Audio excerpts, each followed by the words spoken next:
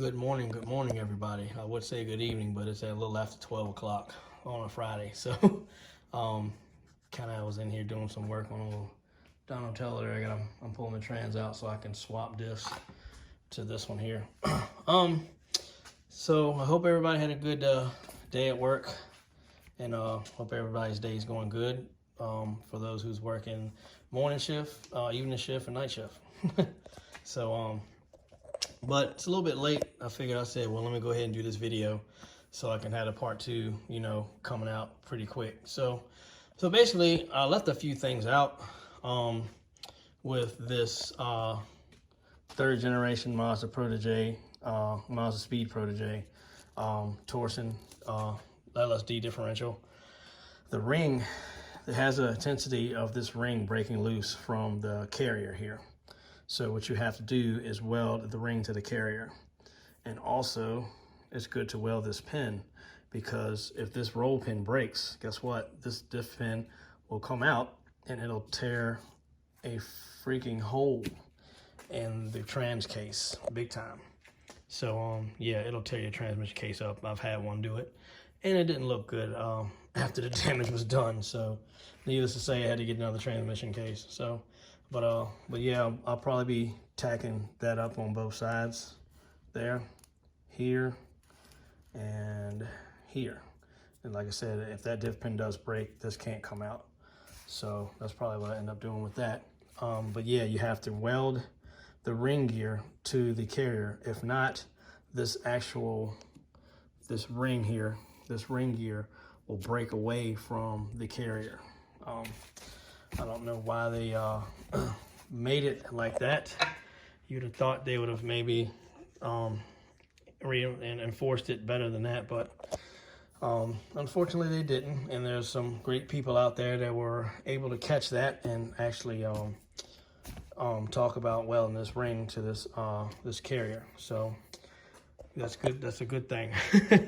So, but yeah, I wanted to basically touch base on that and let everybody know about this is the MSP 2003 Mazda Protege, Mazda Speed Protege, 78 tooth Torsen differential, and it's a 28 spline. 28 spline axle goes in. So just wanted to let everybody know that, just in case. Like I said, I left that out on the first video. That's why I said it'd probably be a part two, because I knew I had left that out. So and I wanted to talk about some other stuff too. So I'm gonna move our attention on over to here, torque converter here. So basically, a lot of people say, man, I want to switch to a 5-speed because, it's slower than automatic. Well, the secret is, it's not that it's slow with the automatic. The automatic transmission has a 374 final drive versus the 5-speed with a 410 final drive. Also, this torque converter it holds 2 quarts of fluid by itself. So rotating mass might be a little bit heavier than a clutch and flywheel, which I don't have a clutch and flywheel here to weigh. But I know that this torque converter weighs, with 2 quarts of fluid in it. I didn't drain this one, and it weighs 23 pounds and 13¼ ounces. So, so yeah, that torque converter weighs 23 pounds. So that's 23 pounds of rotating weight. I'm not sure what a clutch and a flywheel weigh. So, I mean, a clutch pressure plate and a flywheel weigh together. I'd have to weigh them and see.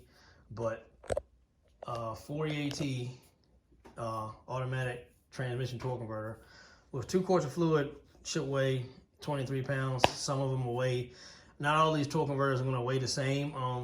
Some of them might have a little bit more weld on them, or a little more metal, or they were all built the same, but they weren't built the same. So what I'm saying by that is, sometimes you may get one that may weigh 25 pounds, one may 23, just in the ballpark. So this one, hers weighs 23 pounds.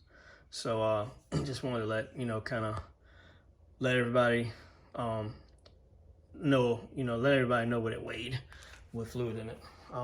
But yeah, but a lot of people say, the car is slow with an automatic, and it's not fast with an automatic and stuff like that. Well, if you think about it, man, like all these Escorts, every last one of them, I mean, in stock form, you're talking about a 16-second car, tops. I don't know of one that runs out of the 16s with nothing like completely stock. Yes, the automatics are slower. One, because it's got a lower final drive number, which means it has more top end, so it doesn't have any low end at all.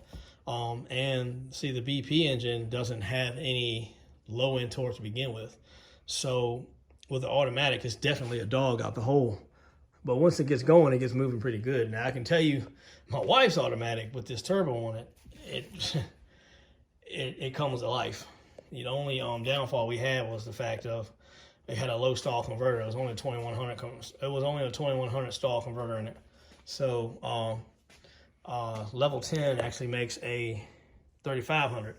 But with her power braking the car and getting it to actual spool up to 3200, gets it to leave pretty good, but it's pushing through the brake. But we're going to fix that by adding that dump valve I was telling everybody about. So that actually, like I was telling y'all before, it takes the fluid off the converter, loosens the converter up, and allows you to rev to where you want to be at. But I have to put some type of two-step on it so it'll stay at 3200 and not rev to the moon.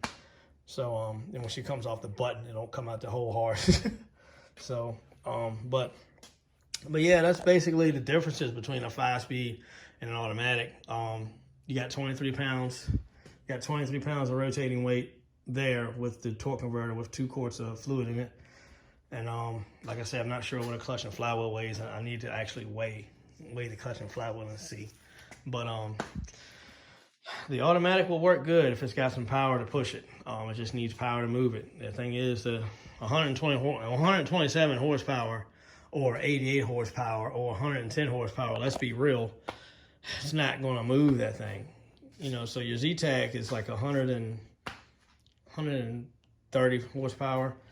Your BP engine is 127, and your SPI is 110, and your 1.9 is 88. So that kind of power is really not going to get that torque converter spinning up hard at all. So it's going to slip more than it's going to grip. So that's another reason why it probably feels like a dog. But actually, when you put power behind these 4eat-fs, man, it actually helps them because it's like a lot less slippage. It's a lot less slippage percentage on the torque converter and the clutches. So it actually just, it engages a whole lot faster with more power behind it. The more power that's behind it, the harder and quicker it'll engage. So, but yeah, I just figured I'd get on here real quick and let everybody know about welding this ring and this diff pin on this particular differential for the 2003 Mazda Speed Protege differential with the torsion diff. And then of course, this torque converter weighs 23 pounds with 2 quarts of fluid in it. And like I said, that's 23 pounds of rotating mass. So, well, I wish I had a daggone clutch and flywheel here. If I'd have thought about it, I'd have brought it, but I didn't think about it. So, but if I had to guess, man, to be honest with you, a flywheel out of one of these cars with the clutch disc and the pressure plate probably weighs about the same, to be honest with you. Probably weighs about the same. The only difference is this torque converter is going to slip more because there's not a whole lot of power behind it. And it's not a whole lot of power making it, making it flash fast enough. So the flash is kind of slow, but when you're running a turbo, the flash is fast. It's very fast. I noticed that with my wife's car. But Jasmine's Escort GT with the turbo on it. But yeah, guys, it's late, so I think I've covered everything now. This is part 2 of the Ford Escort automatic and Ford Escort 5-speed transmissions. So if you have any other questions, anything like that, feel free to message me on Facebook, TikTok, Instagram, and YouTube. Yeah, so there's 4 sources of social media that I'm on that you guys can contact me. And yeah, like I said, if you guys got any further questions, I can help you out.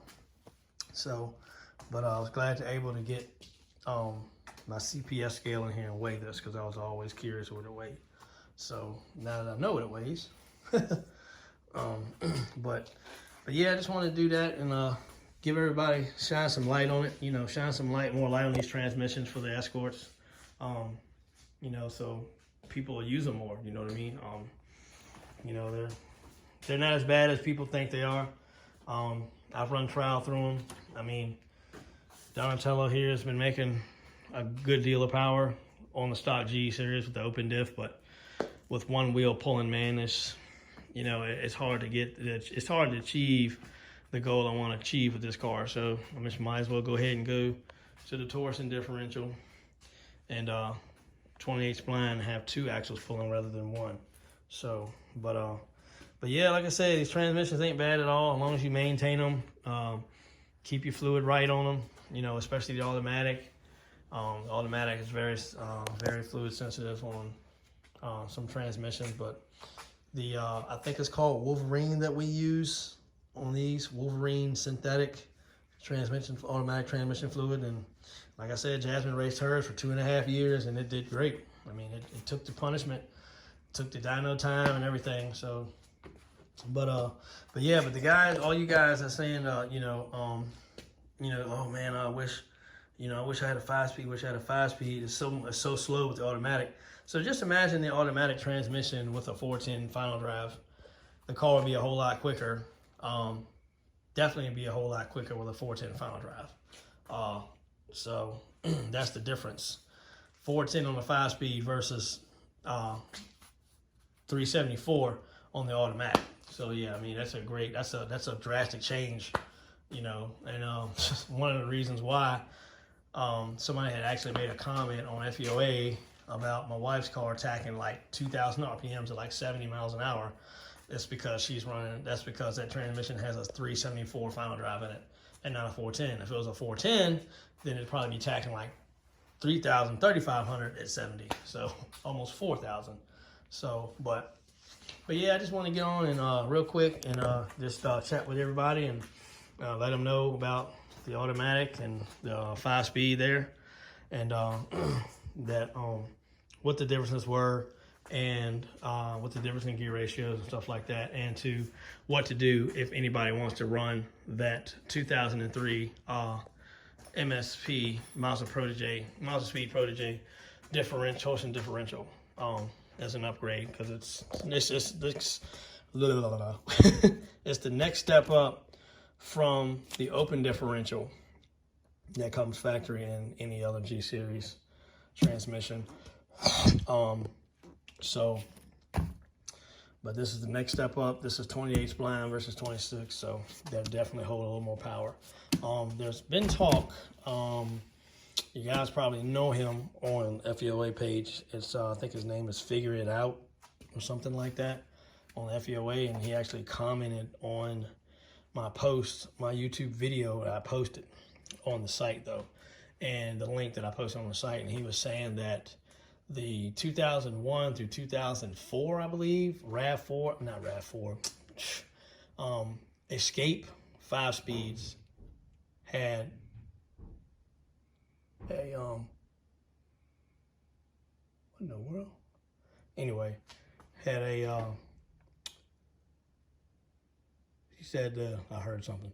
Anyway, he was saying that the 2001 and 2001 through 2004